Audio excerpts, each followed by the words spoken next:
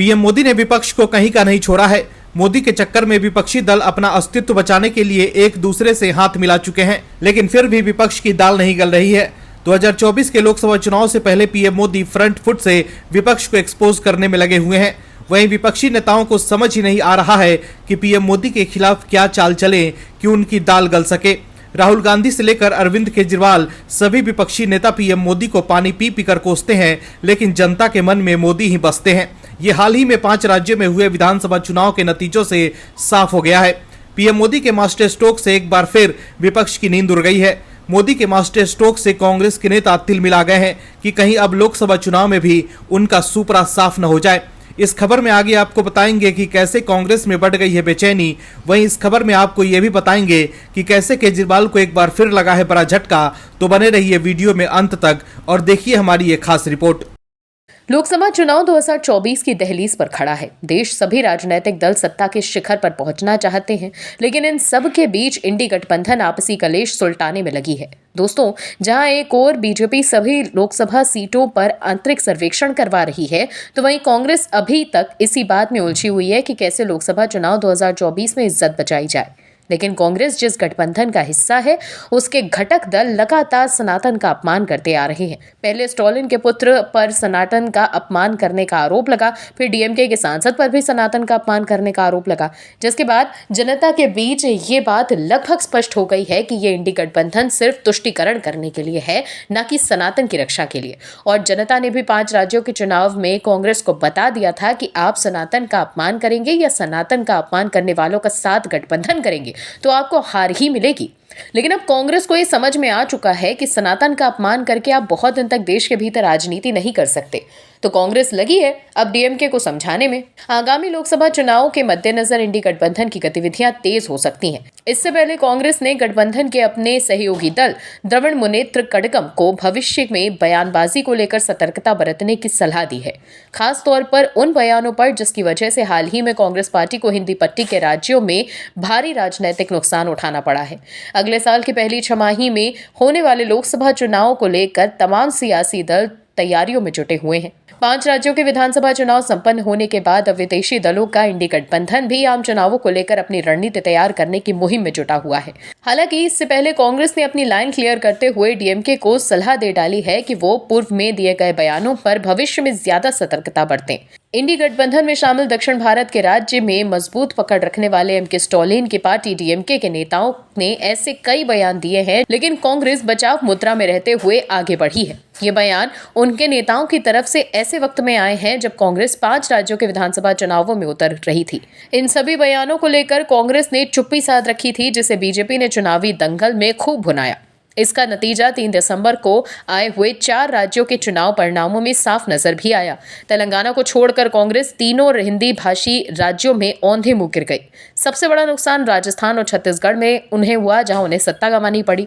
सियासी जानकारों का मानना है कि डीएमके नेता और तमिलनाडु सरकार के मंत्री उदयनिधि स्टालिन के सनातन धर्म को लेकर दिए गए बयान ने कांग्रेस को चुनावों में खासतौर पर हिंदी बेल्ट वाले राज्यों में काफी नुकसान पहुंचाया। अब देखना है कि कांग्रेस का कहना मानेगी डीएमके या फिर नहीं। देश में लोकसभा चुनाव की हलचल तेज हो गई है। सभी दल मुद्दों की बिसात बिछाने में लगे हैं। सभी राजनीतिक दल इस प्रयास में है कि किसी तरह भी सत्ता के शीर्ष तक पहुंचा जाए। बीजेपी ने लोकसभा चुनाव की तैयारियों को मजबूत कर दिया है। वहीं इंडी गठबंधन के नेता अपने राजनीतिक स्वार्थ को पूरा करने के लिए एक साथ तो आ गए हैं, लेकिन इंडी गठबंधन के नेताओं के राजनीतिक मतभेद खुलकर सामने आ ही जाते हैं, जिसकी वजह से जूतम पैजार इंडी गठबंधन में मचा हुआ है। अब कांग्रेस नेता शशि थरूर के बयान की वजह से फिर इंडी गठबंधन में रार बढ़ गई है। दरअसल केरल के राज्यपाल आरिफ मोहम्मद खान की कार का घेराव करने और उस पर हमला करने के मामले में शशि थरूर की टिप्पणी इंडी गठबंधन में तनाव बढ़ा सकती है। आरिफ मोहम्मद खान ने इस घटना को लेकर सीएम पिनराई विजयन पर हमला बोला था और कहा था कि मुझे मारने के लिए इन लोगों को भेजा गया था। अब शशि थरूर ने टिप्पणी करके गवर्नर आरिफ मोहम्मद खान की बात का समर्थन किया है और कहा है कि उनकी बात सही है और उनके डर को समझा जा सकता है। शशि थरूर ने कहा है कि एसएफआई के गुंडों ने गवर्नर आरिफ मोहम्मद खान की कार को रोककर और उन पर हमला कर अपमानजनक व्यवहार किया है। उनका डर पूरी तरह से समझा जा सकता है। कम्युनिस्ट शासन में पुलिस कानून व्यवस्था को बर्बाद करने की एजेंट बनी हुई है। पुलिस ने गवर्नर पर हमले की परमिशन दी। इसके अलावा सीएम के खिलाफ शांतिपूर्वक प्रदर्शन कर रहे छात्रों से बदसलूकी की गई। ये शर्मनाक है। इस तरह शशि थरूर द्वारा कम्युनिस्ट छात्र संगठन के लोगों को गुंडा बताने से सीपीएम भड़क सकती है। दरअसल सोमवार को एसएफआई के सदस्यों ने गवर्नर आरिफ मोहम्मद खान की कार का पीछा किया था और नारेबाजी की थी। उनकी कार पर भी हमले की कोशिश हुई थी। ये तब हुआ जब गवर्नर आरिफ मोहम्मद खान दिल्ली जाने के लिए एयरपोर्ट जा रहे थे। इसे लेकर आरिफ मोहम्मद खान भड़क गए थे। उन्होंने सीधे सीएम विजयन पर हमला बोलते हुए कहा था कि उन्हें नुकसान पहुंचाने के लिए गुंडों को भेजा गया था। गवर्नर ने कहा कि क्या यह संभव है कि मुख्यमंत्री का कार्यक्रम हो और वहां प्रदर्शनकारियों से भरी हुई कारों को परमिशन दी जाए। इसके अलावा भी गवर्नर ने सीएम विजयन पर खूब हमला बोला। गौरतलब है कि बीते कई सालों से गवर्नर और केरल सरकार के बीच तनाव रहा है। विधेयकों को मंजूरी न देने का मामला तो सुप्रीम कोर्ट तक भी पहुंचा था। वहीं केरल के गवर्नर के समर्थन में बयान देकर शशि थरूर ने इंडी गठबंधन में शामिल केरल की सत्ताधारी कम्युनिस्ट पार्टी को नाराज करने का काम किया है। इंडी गठबंधन के नेता एक दूसरे के ऊपर आरोप प्रत्यारोप लगाकर ही एक दूसरे को खत्म करने में लगे हुए हैं। ऐसे में ये 2024 के चुनाव में पीएम मोदी से मुकाबला कैसे करेंगे? अरविंद केजरीवाल जब से दिल्ली के मुख्यमंत्री बने हैं तब से वे एक ही बात कह रहे हैं कि हमें दिल्ली में काम नहीं करने दिया जा रहा है। सीएम केजरीवाल के नेता लगातार कोर्ट के चक्कर लगा रहे हैं। केजरीवाल के नेताओं को ये समझ नहीं आ रहा है कि वो कोर्ट में अपनी बेगुनाही को कैसे साबित करें। आपके नेता सार्वजनिक तौर पर कह रहे हैं कि हमारे नेता कट्टर ईमानदार हैं, लेकिन यही बात केजरीवाल की पार्टी कोर्ट में साबित नहीं कर पा रही है। केजरीवाल के नेता लगातार बतौलेबाजी कर रहे हैं, गाल बजा रहे हैं, लेकिन आरोप यही लग रहा है कि दिल्ली की जनता को लूटने का काम जो केजरीवाल एंड कंपनी ने किया है वो किसी ने नहीं किया होगा। कहते हैं ना दर्शकों कि आपको अपने कर्मों का फल खुद या आपके जानकारों को भुगतना पड़ता है, तो भुगत रहे हैं गरीबों का पैसा हड़पने वाले संजय सिंह और मनीष सिसोदिया। संजय सिंह और सिसोदिया के खिलाफ ईडी ने ऐसे सबूत पेश किए हैं कि केजरीवाल के लिए इन दोनों नेताओं को जेल से बाहर निकलवाना मुश्किल हो गया है। वहीं अब तो ईडी की नजर केजरीवाल पर भी है। आपके नेताओं को भी डर है कि ईडी केजरीवाल को भी गिरफ्तार कर सकती है। ऐसे में अब आप और केजरीवाल के लिए कोर्ट से दो बड़ी बुरी खबर सामने आई है। दरअसल आम आदमी पार्टी के राज्यसभा सांसद संजय सिंह और मनीष सिसोदिया को झटके पर झटके लग रहे हैं। एक बार फिर संजय सिंह को सुप्रीम कोर्ट से झटका लगा है। संजय सिंह को सुप्रीम कोर्ट से फिलहाल राहत नहीं मिली है। ऐसी ने आप सांसद को अंतरिम राहत देने से इनकार कर दिया है। सुप्रीम कोर्ट ने मामले में विस्तृत सुनवाई के लिए 5 फरवरी की तारीख तय की है। मनीष सिसोदिया को भी एक बार फिर से कोर्ट से राहत नहीं मिली है। दिल्ली की एक अदालत ने कथित आबकारी नीति घोटाले से संबंधित मनी लॉन्ड्रिंग मामले में आम आदमी पार्टी के नेता मनीष सिसोदिया की न्यायिक हिरासत 10 जनवरी 2024 तक बढ़ा दी। मतलब अब आपके दोनों नेताओं के लिए जेल से बाहर आना मुश्किल होता जा रहा है। दूसरी तरफ ईडी केजरीवाल के खिलाफ भी शिकंजा कस सकती है। ऐसे में लोकसभा चुनाव 2024 से पहले केजरीवाल की पार्टी के लिए ये अच्छे संकेत नहीं है। मनीष सिसोदिया के जेल जाने के बाद संजय सिंह ही आपकी तरफ से मोर्चा संभाले हुए थे। वहीं लोकसभा चुनाव 2024 को लेकर बने विपक्षी इंडी गठबंधन में भी आम आदमी पार्टी की तरफ से संजय सिंह अहम भूमिका निभा रहे थे, लेकिन उनकी गिरफ्तारी से पार्टी बैकफुट पर आ गई है। बता दें कि प्रवर्तन निदेशालय ने दिल्ली आबकारी नीति से जुड़े धन शोधन मामले में 4 अक्टूबर को संजय सिंह को गिरफ्तार किया था। ईडी ने आरोप लगाया है कि संजय सिंह ने अब रद्द हो चुकी आबकारी नीति के बनाने और कार्यान्वयन में महत्वपूर्ण भूमिका निभाई, जिससे कुछ शराब निर्माताओं, थोक विक्रेताओं और खुदरा विक्रेताओं को लाभ हुआ। हालांकि संजय सिंह ने आरोपों का खंडन किया है। ईडी ने आरोप लगाया था कि आरोपी कारोबारी दिनेश अरोड़ा ने संजय सिंह के आवास पर 2 किस्तों में 2 करोड़ रुपए नकद पहुंचाए थे। वहीं आम आदमी पार्टी ने उनके नेताओं की गिरफ्तारियों को राजनीतिक षड्यंत्र करार दिया है। लेकिन सवाल ये है कि अगर संजय सिंह और मनीष सिसोदिया बेगुनाह हैं, तो फिर उन्हें ये बताना चाहिए कि वो अपनी बेगुनाही साबित क्यों नहीं कर पा रहे हैं, क्यों कोर्ट से उन्हें जमानत नहीं मिल पा रही है। दोस्तों, बीजेपी ने ऐसी राजनीतिक चाल चल दी है जिसमें कांग्रेस पूरी तरह से फंस गई है। कांग्रेस को समझ ही नहीं आ रहा है कि जिस पिच को कांग्रेस ने खुद के लिए तैयार किया था 2024 से पहले, उसी पिच पर बीजेपी चौके छक्के लगा रही है। कांग्रेस को लग रहा था कि जातिगत सर्वेक्षण का मुद्दा बनाकर वह लोकसभा 2024 का भंवर पार करना चाहती थी, लेकिन बीजेपी की राजनीतिक दूरदर्शिता की सुनामी के आगे पूरी कांग्रेस धराशायी होती दिख रही है। कांग्रेस इतने दिनों से पूछ रही थी कि आखिर बीजेपी मुख्यमंत्री का चेहरा क्यों नहीं घोषित कर रही है, लेकिन जब कर दिया तो उन्हें मिर्ची लगने लगी कि क्यों कर दिया। बीजेपी की राजनीतिक चाल देखकर कांग्रेस पूरी तरह से बौखला गई है। कांग्रेस को लग रहा था कि वो जातिगत सर्वेक्षण की बात करके पिछड़ी जातियों को अपने साथ साध पाएगी, लेकिन बीजेपी की रणनीति के आगे कांग्रेस की सारी राजनीति फेल हो गई है। मध्य प्रदेश में भारतीय जनता पार्टी ने मोहन यादव को नया मुख्यमंत्री चुना है। बीजेपी ने मोहन यादव को कुर्सी सौंपकर लोकसभा चुनाव से पहले ओबीसी कार्ड खेल दिया है।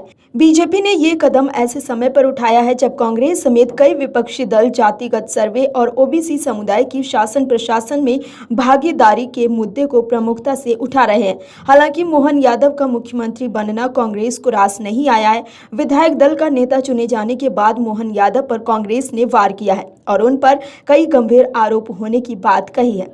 एक तरफ मध्य प्रदेश में कांग्रेस के प्रदेश अध्यक्ष कमलनाथ ने मोहन यादव से मिलकर उन्हें बधाई दी, तो दूसरी तरफ पार्टी के वरिष्ठ नेता जयराम रमेश ने सोशल मीडिया से नए सीएम के खिलाफ मोर्चा खोल दिया। जयराम रमेश ने सोशल मीडिया प्लेटफॉर्म एक्स पर लिखा है कि चुनाव परिणाम के 8 दिन बाद भाजपा ने मध्य प्रदेश के लिए मुख्यमंत्री चुना भी तो एक ऐसे व्यक्ति को जिस पर उज्जैन मास्टर प्लान में बड़े पैमाने पर हेरफेर करने समेत कई गंभीर आरोप हैं। जयराम रमेश ने एक अखबार की रिपोर्ट को साझा करते हुए लिखा, सिंहस्थ के लिए रिजर्व 872 एकड़ जमीनों में से उनकी जमीन को लैंड यूज बदल कर अलग किया गया। इनके कई वीडियो भी सोशल मीडिया पर वायरल हैं, जिनमें ये गाली देते, धमकी देते और आपत्तिजनक बयान देते हुए दिख रहे हैं। क्या ये है मध्य प्रदेश के लिए मोदी की गारंटी? जयराम रमेश के अलावा कांग्रेस के दूसरे नेता भी मोहन यादव पर निशाना साध रहे हैं। ऐसे में आप समझ सकते हैं कि पीएम मोदी का निशाना एकदम सही जगह पर लगा है। पीएम मोदी ने मोहन यादव को सीएम बनाकर एक बार फिर विपक्ष की बोलती बंद कर दी है। राहुल गांधी इन दिनों ओबीसी की राजनीति खूब कर रहे हैं। ऐसे में अब राहुल गांधी के लिए भी ओबीसी पर बोलना मुश्किल हो सकता है। 2024 के लोकसभा चुनाव में मध्य प्रदेश के अलावा यूपी, बिहार और हरियाणा जैसे राज्यों में यादव वोट बैंक में सेंध लगाकर बीजेपी विपक्ष को काफी नुकसान पहुंचा सकती है। बता दें कि मध्य प्रदेश में शिवराज सिंह चौहान की कैबिनेट के सदस्य रहे यादव को बीजेपी विधायक दल ने केंद्रीय पर्यवेक्षक की उपस्थिति में अपना नेता चुना। मोहन यादव के चुनाव ने सियासी पंडितों को भी चौंका दिया है। बीजेपी की राजनीतिक चाल किसी भी विपक्षी दल की पहुंच से बाहर है। विपक्षी दल 9 साल में भी ये समझ नहीं पाई कि पीएम मोदी की अगली राजनीतिक चाल क्या होगी। विपक्ष आज भी 25 साल पुरानी राजनीतिक चालें चल रहा है, तो वहीं बीजेपी की चाल नई राजनीति के हिसाब से है, वो भी एकदम सटीक सधी चाल। बीजेपी एक चाल चलती है और कांग्रेस के राजनीतिक परखच्चे उड़ जाते हैं। कांग्रेस अभी एक चाल चल ही रही होती है, उतनी देर में बीजेपी 2-3 चालें एक्स्ट्रा चल देती है। बीजेपी की राजनीतिक चाल दोस्तों 1 से 2 महीने वाली नहीं होती है, बल्कि आने वाले समय की सारी राजनीतिक हालातों को देखकर फैसला लिया जाता है। यहीं पर कांग्रेस बीजेपी से मात खा जाती है। छत्तीसगढ़ के बाद बीजेपी ने मध्य प्रदेश में भी ऐसी चाल चल दी है, जिसके बाद से कांग्रेस समेत यूपी में अखिलेश यादव और बिहार में लालू यादव की पार्टी की चौखट पर हताशा फैल गई होगी। आखिर कैसे मध्य प्रदेश का सीएम चेहरा घोषित करके बीजेपी ने मध्य प्रदेश से लेकर यूपी, बिहार समेत कई राज्यों में भी 2024 की जीत तय कर दी है। भारतीय जनता पार्टी ने एक बार फिर सबको चौंकाते हुए ऐसे नामों को कमान दी है जिनके बारे में किसी ने सोचा नहीं था। मध्य प्रदेश में बीजेपी ने मोहन यादव को मुख्यमंत्री बनाने का फैसला लिया है। वहीं जगदीश देवड़ा और राजेंद्र शुक्ला को डिप्टी सीएम बनाया गया है। मोहन यादव के जरिए भगवा दल ने एक साथ कई समीकरण साधने की कोशिश की है। मोहन यादव के सीएम बनने से बिहार और यूपी की राजनीति पर इसका सीधा असर पड़ेगा।